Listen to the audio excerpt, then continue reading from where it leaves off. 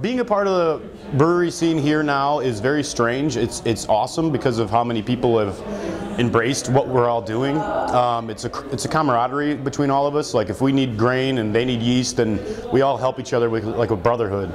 I don't know how much the bars like us now because I hope we're not stealing any of their business, but you know, I think every one of us has our own place. Like you go down to Gonzo's, you're gonna get some really good food and you're gonna get some good beer down there. Most of the places that are opening, we were the first of the newest, which thankfully we had that opportunity. But what makes us different than the other places, they're all food-based and beer-based. We don't have food. We got frozen pizzas if you're hungry. We care about good beer and good times and good people and music. You know, that's the whole thing that was lost when the strut went down, was the music scene. And that was huge here. And so that is a big deal for me to kind of reinvent that in our own different way. And when all these other breweries are closing at 9, 10 o'clock because everyone's full, we get the night shift. So everyone comes in for the live music and we do comedies on Sunday. You know, everybody, we're different than them. And I think as long as each of us keeps each other in a different kind of style, then there's no hardships. Like I'll send them down to Gonzo's or go down to Boatyard. Don't ride your bike down there. You know, any of the places that are open now, we're all friends. It's really fun.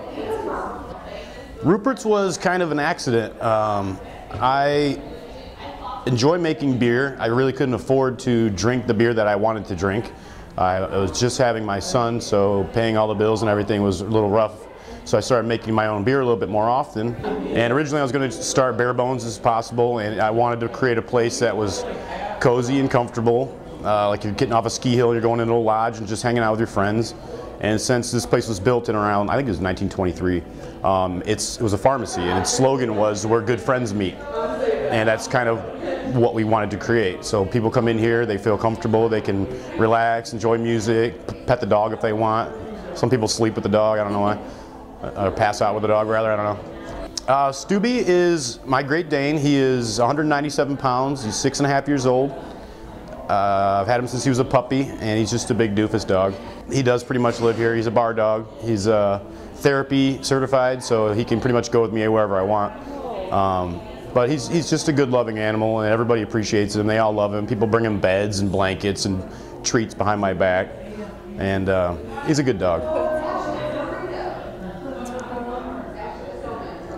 The beers. The beers. The beers, not the beards. The beers are, we all kind of play. We usually have 9 beers on tap. We keep usually 2 porters and a stout, and then we have 2 IPAs. We have an amber, our cream ale, which is kind of a, for lack of a better term, gourmet domestic. You know, people come in here and they're like, "Oh, can I get a Bud Light?" And I'm like, "No, you can't." But if you like an easier beer, less hoppy beer, not a real dark beer, the BCA is perfect for that. It's actually named after Adam's wife. Adam is our chief of brewing operations. She doesn't like a lot of hoppy beers or dark beers, so they made the cream ale, which has won 2 silvers and a gold in home brewing competitions. But it's the easiest drinking beer we have. The people that like Budweiser are pleasantly surprised by the BCA. And like I said, we usually keep 9 beers on tap. We rotate them all the time. We do have some seasonal, but almost all of our beers are our flagships. So it's like we try and keep as many up. Everyone likes something different, and that's our goal, is to cater to everybody's taste.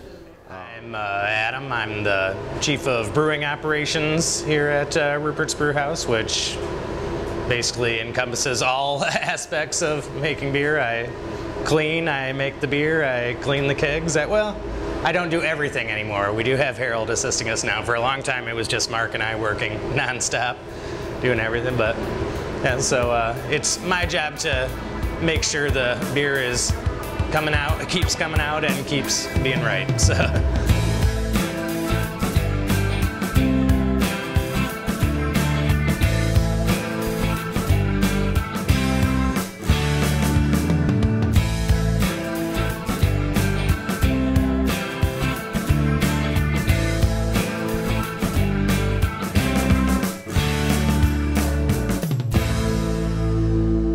So I drove past. I loved the Strut when it was open.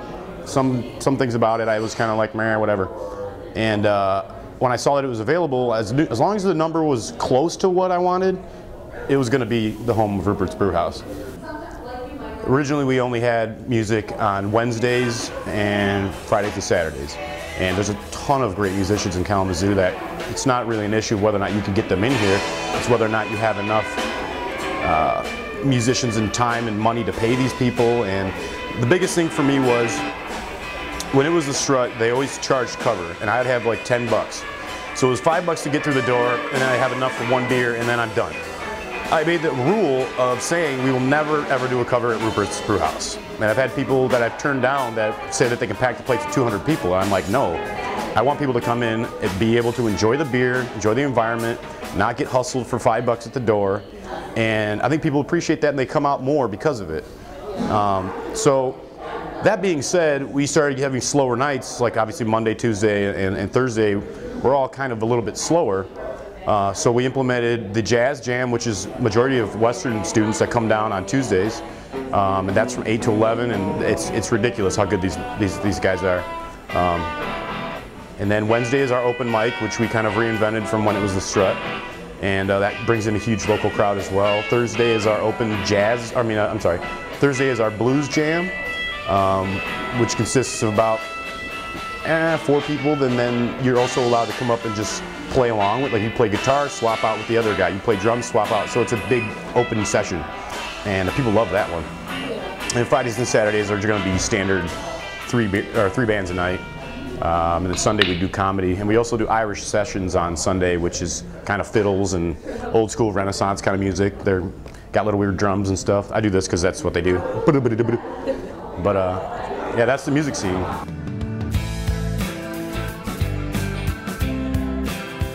The process really isn't that difficult when you get into making beer. It's hard to make a good beer. I try to do things that people don't do.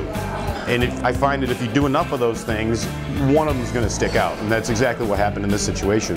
I'm just going to keep creating stuff until people get sick of me.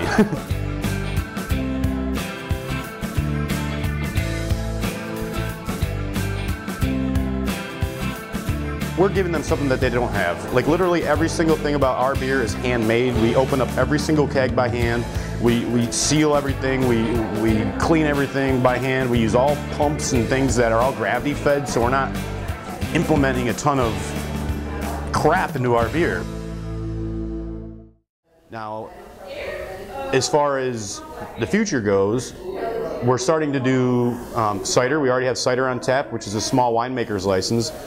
We obtained that October 24th, which is the day before our 1-year anniversary, so we're actually able to pour it. That was a pain in the butt to get there, but so now we have gluten-free options for people that don't necessarily want to drink beer, or they have that allergy, whatever it's called. And then we're also working on our small winemaker, or small distiller's license. And that's going to be crazy, because then we'll have vodkas and gins and tequila. And so anybody that says, oh, I don't like micro beers, okay, great. Well, now you have a fully functioning self-manufacturing bar. And no one's doing that in town. I mean, there's 2 places in Michigan that do that right now, and we'll be the 3rd. In this area, we're the only people that are serving cider, and we're also the only people that will have all 3 licenses. So that's huge for us. Within our first year, it's big. And that gives everybody an option. That's the whole goal. You know, I don't want to discriminate people from coming in, just like we don't want you to pay $5 to get in the door, just like we don't want you to feel like you can't get cider, or you can't get vodka, you can't get whiskey. You can get whatever you want. And that's our big goal.